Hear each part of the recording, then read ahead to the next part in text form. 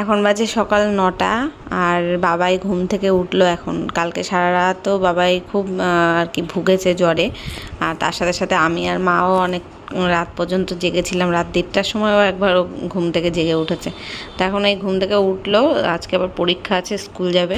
তো good morning everyone. এখন আমি বসে বসে এখানে চা মুড়ি খাচ্ছি, আর ওইদিকে বাবাইয়ের ভাত বসিয়েছি, প্রেশারে হয়েও গেছে, গ্যাসটা বন্ধ করে দিলাম। লাস্ট আর কি হাওয়াটা বেরিয়ে গেল, সিটিটা বেরিয়ে গেল। চা খেয়ে তারপরে বাবাই গেছে স্নান করতে, আর ঢোকে নিয়ে এখন। এ বাবা, স্নানে ঢুকেছিস? তুই এমনি যা, গামছা নিয়ে চলে যা, হাফ প্যান্ট নিয়ে চলে যা, আমি জামা প্যান্ট বের করে দিচ্ছি। বাবাইয়ের পরীক্ষা আছে আজকে, কর্মশিক্ষা পরীক্ষা, তাই যাবে। স্নান করে রেডি হোক।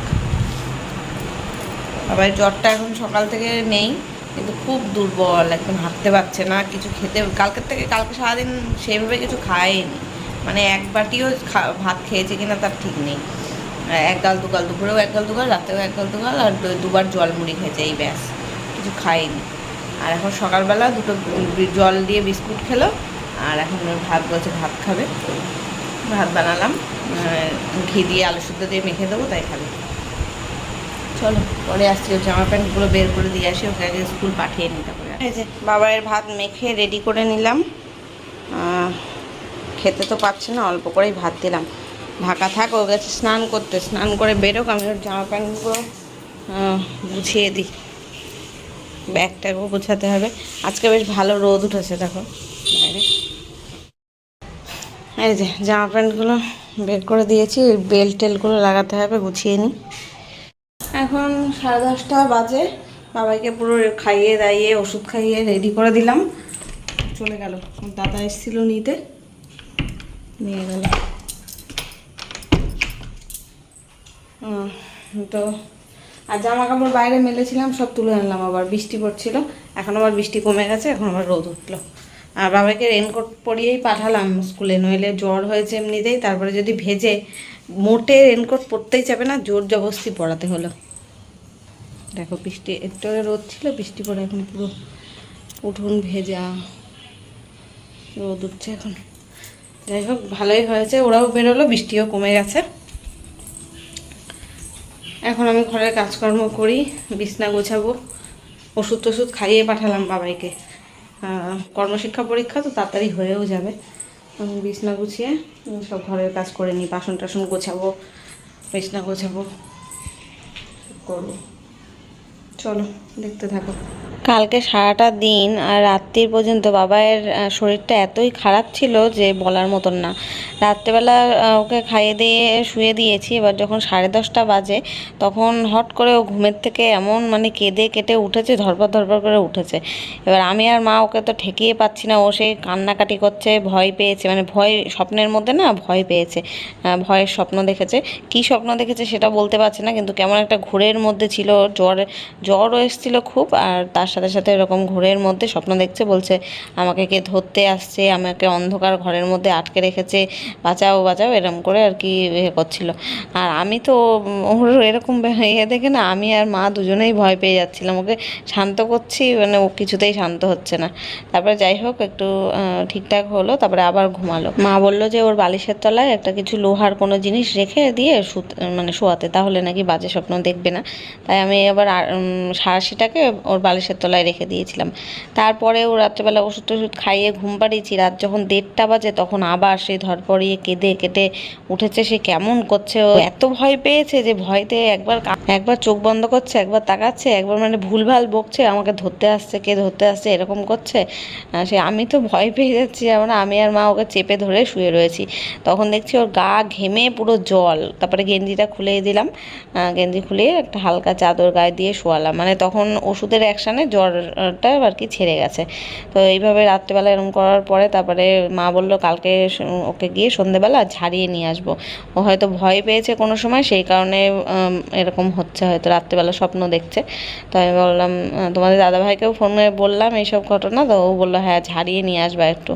তো তাই দেখি আজকে বিকেলবেলা একটুখানি যাব।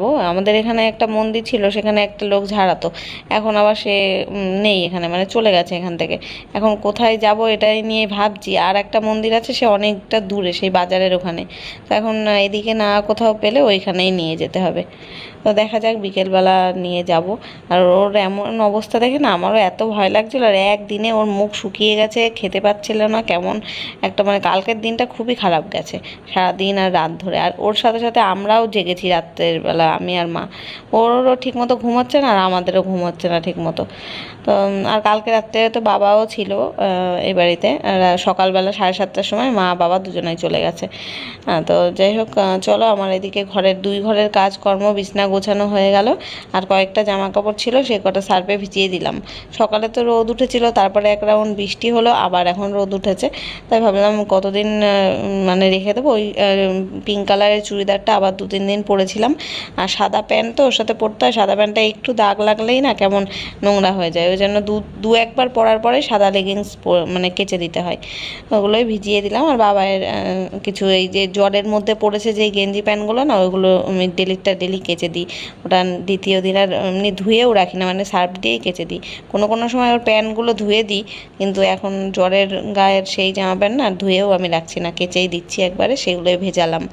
আর এদিকে রান্নাঘরে চলে এসেছি। আর সকালবেলায় যে চা খাওয়া হলো, ভাত বানানো হলো, বাবাকে খেতে দিয়েছিলাম। কালকে রাতে কিছু বাসন টাসন ছিল, সব বেসিনটা ভর্তি হয়ে গেছে একেবারে। এই বেসিনটাই ফাঁকা করব। আর গামলাটাও খালি করে নিলাম দেখলে। আর যেগুলো মাজা বাসন ছিল সেগুলো সব ক্যাবিনেটে রেখে দিলাম। আর যে কটা হাঁড়ি কড়াই গামলা খুন্তি টুন্তি লাগবে সেগুলো সব বাইরে রাখলাম, সেগুলো আর ক্যাবিনেটে ঢোকায়নি।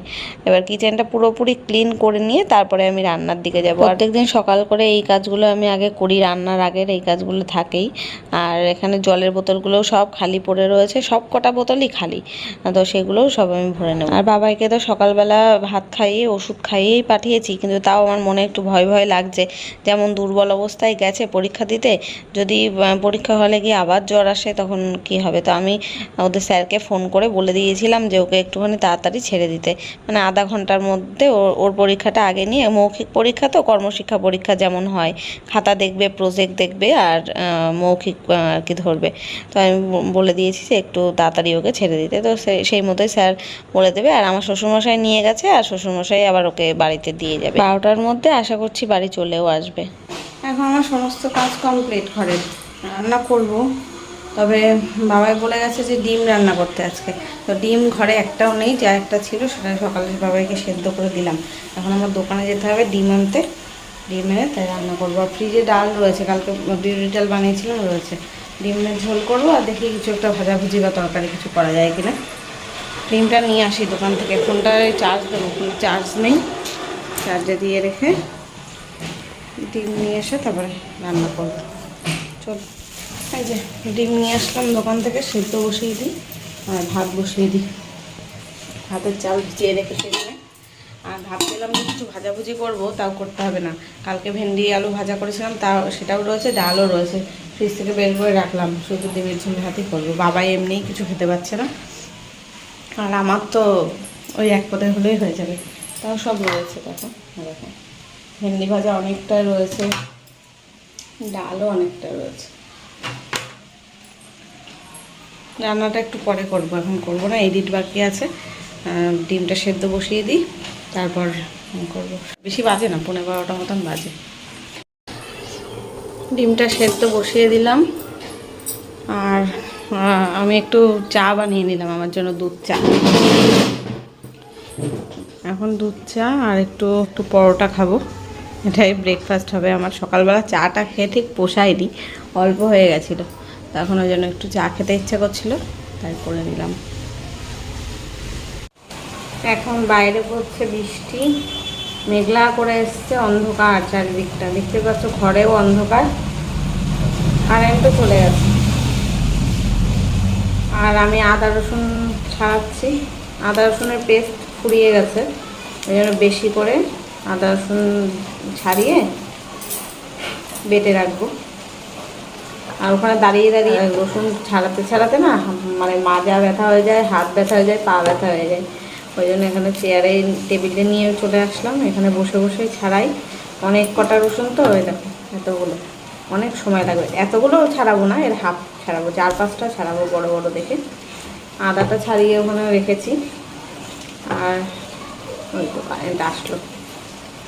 এতক্ষণ ওই চার্জার লাইটটা জ্বালানো ছিল, এখনও জ্বালানো থাক। চার্জার লাইটে একদমই চার্জও নেই, কারেন্ট আসলো এবার একটুখানি চার্জ হয়ে থাকবে।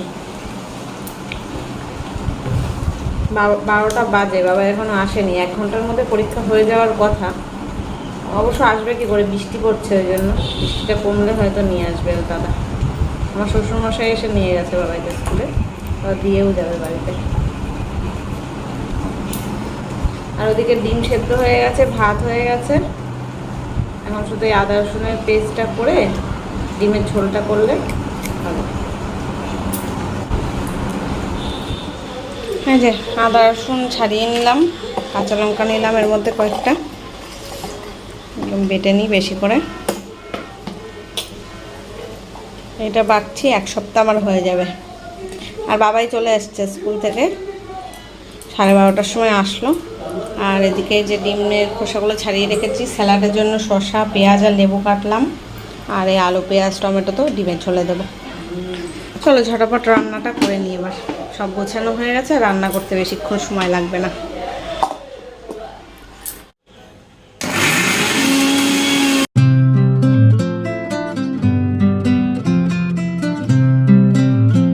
ফার্স্টে আদা রসুনটা বেটে আলাদা করে ওই টিফিন বাটিতে তুলে রেখেছি, যেটা ফ্রিজে রাখবো। আর তার মধ্যে আবার গুঁড়ো মশলাগুলো দিয়েছিলাম, যে এইটুকুনি আজকে ডিমের ঝোলে দেবো।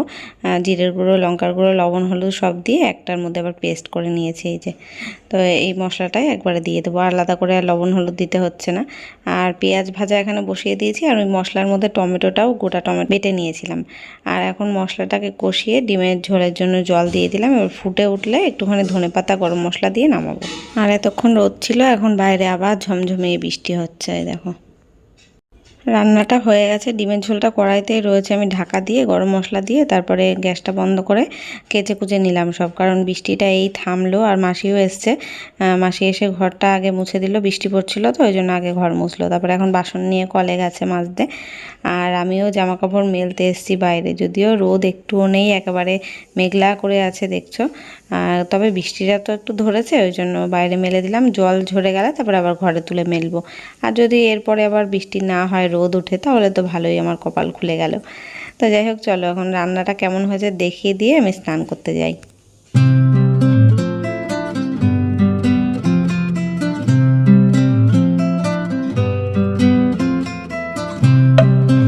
তো ফ্রেন্ডস, এখন দেখে মনে হচ্ছে সন্ধ্যা হয়ে গেছে, তাই তো? কিন্তু না, দুপুরবেলা এখন খাওয়া দাওয়া করে উঠলাম, 3টে বাজে। আর বাইরে প্রচণ্ড পরিমাণে মেঘ করেছে, ওই জন্য যা কেটেছিলাম জামা কাপড় সব ঘরে এনে জানলায় মেলে রাখলাম। জানলা দিয়ে, সাইকেল দিয়ে এই জায়গাটায় পুরো মেললাম। এখনও জল পড়ছে, ওই জন্য ঘরে দড়ি টাঙিয়ে মেলা যাবে না। আর আমি এখন স্নান, পুজো, খাওয়া দাওয়া সবই হয়ে গেছে, শোবো। বাবা এই ঘরে রয়েছে, বাবারও খাওয়া দাওয়া হয়ে গেছে। আজকেই মনে হয় সারাদিন পর, মানে কালকের থেকে আজকে একটু ভালোভাবে খাওয়া দাওয়া করলো। সকালেও পেট ভরে ভাত খেয়েছে, এখনও খেলো। আর এখন এই অনেকটাই জ্বর টর নেই, খুব একটা ঠিকঠাক আছে। মাথা শুধু কপালটা একটু গরম আছে, তাছাড়া এমনি ঠিকঠাক আছে। তো এখন আমি একটু শুই, সন্ধেবেলা দেখা হবে, মা আসুক তারপরে চাটা খাবো যখন, তখন আবার আসবো। বাইরেটা কি অন্ধকার, দেখে মনে হচ্ছে বিকেল 6টা, সন্ধে এখন হবে, সন্ধে 5টা 6টা এরকম হবে। 3টে বাজে কেউ বলবে? চলো পরে দেখা হচ্ছে সন্ধ্যেবেলা। এখন সন্ধেবেলা মা আসলো, আর মা আসার সাথে সাথে আগে বাবাইকে নিয়ে গিয়ে ঝাড়িয়ে নিয়ে আসলাম। তাও আবার সেটা নিয়ে কাণ্ড হয়েছে। আমাদের যাওয়ার কথা ছিল একদম বাজারের ওখানে যেই মন্দিরটা সেইখানে।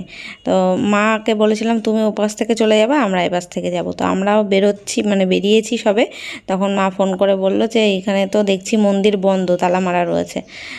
মানে যেই ঠাকুরমশাই তিনি তো আসেনি।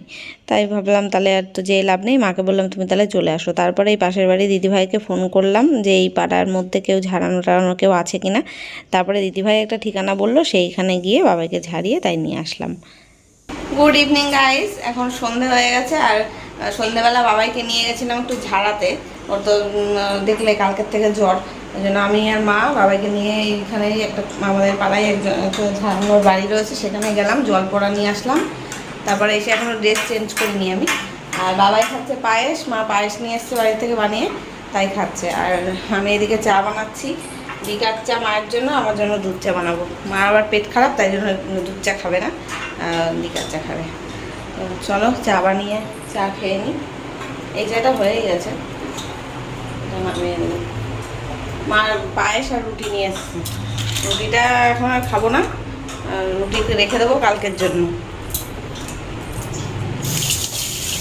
আজকে বাবার মুখে একটু রুচি হয়েছে, ওই জন্য সব কিছু মানে বলেও খাওয়াতে পারছি। আর বিস্কুটটাও নিজে থেকেই খাচ্ছে, ও পায়েস দিয়ে রুটি খেলো, কিন্তু এখন আবার চায়ে ভিজিয়ে বিস্কুট খাচ্ছে। আর দুপুরবেলা ওর দাদার সাথে গেছিলো না স্কুলে, তো ওখানে গিয়ে ঘুগনি খেয়েছিল, ঝাল ঝাল ঘুগনি, ওর নাকি মুখে ভালো লেগেছে। আর দুপুরে একটা পেয়ারাও খেয়েছিল, ওই জন্য দেখছি মুখে একটু স্বাদ হয়েছে আগের থেকে। এখন এই যে বাবাকে একটু পড়তে বসালাম, জ্বরটা তো এখন আর ওর নেই, জ্বর ঠিক হয়ে গেছে। আর তো পরীক্ষাও শুরু হয়ে গেছে, আজকে একটা হলো, আবার 9 তারিখে আছে। তো এই মাঝেই 3 দিন, 7, 8, 9, 3 দিন আছে। আর একদিনে ওদের 2টো করে পরীক্ষা, প্রথম দিনেই বাংলা ইংরাজি, সেটাই বাংলাটা রিভাইজ দিচ্ছে, ওটা আমি একটু ধরবো। আর আমি এখন নিয়ে বসলাম, মা এনেছে না পায়েস, তাই একটুখানি নিয়ে বসলাম খেতে, দেখি খেয়ে কেমন হয়েছে। বাবাই তো খেয়েছে, আর মা ওই ঘরে শুয়ে রয়েছে, মার শরীরটা খারাপ ঘরে। আর এখানে বাবাকে পড়াচ্ছি, তো এখানে কেউ যদি ঘরে থাকে তাহলে বাবার আবার পড়ার অসুবিধা হবে, হয়, ওই জন্য ঘরে রয়েছে। ওকে পড়িয়ে নিই 1 ঘন্টা হতো, তো রিভাইজ দেওয়া হয়ে গেছে, আমি ধরবো। আর রাত্রে রান্নাবান্না কিছু করবো না, রান্না তো সবই আছে করা, ভাতও করে রাখি আমি এই কদিন ধরে। ওর পড়ানো হয়ে গেল, তারপর আমরা খাওয়া দাওয়া করবো। চলো দেখতে থাকো। ও জামা কাপড়গুলো তো দিদা ভাঁজ করে দিয়েছে, সব গোছাতে হবে। আমার খাটার পেটে কতগুলো জামা কাপড় ছিল, মা দেখছি ভাঁজ টাজ করে রেখেছে, সব খাটা গুছিয়ে রেখেছে। খাটটা অগোছালো ছিল যখন গেছিলাম, পরে তুলবো। এটা খেয়ে নিই পায়েসটা, তারপরে ঘরটাকে তুলবো। তো ফ্রেন্ডস, এখন বাজে 11:15। আমি আসলাম, সব তরকারি সব গরম করব, খেতে দেবো। বাবাকে এতক্ষণ ধরে পড়াচ্ছিলাম, পড়ানো হয়ে গেছে। আজকে ওই বাড়ি দিদি ভাইরা দিয়েছিল চিকেন, আর এখানে ঝিঙে পোস্ত, ঝিঙে আলু পোস্ত আর ডাল, অল্প অল্প খাওয়া হয়েছে দুপুরবেলা, আর আছে। আর দুপুরবেলার সেই ভেন্ডি ভাজা এখনও দেখো আছে, অতটা খেতেও পারিনি আমি। আর আমাদের ডিমের ঝোল টোল রয়েছে। তো যাই হোক, চলো খাওয়া দাওয়া করে নিই, আর ভিডিওটাও এখানেই শেষ করে দিচ্ছি। করিস না বাবা, যে একটু শরীরের জুত হয়েছে দেখো, শুরু করে দিয়েছে বল পেটানো। যাই হোক, চলো ভিডিওটা আজকে এখানেই শেষ করছি। দেখা হবে কালকে নতুন ব্লগের সাথে। সবাই খুব ভালো থেকো, সুস্থ থেকো। আজকের মতো টাটা, গুড নাইট। আর আমাদের ঘর বাড়ি ভেঙে যাচ্ছে, দেখছো তো? চলো টাটা।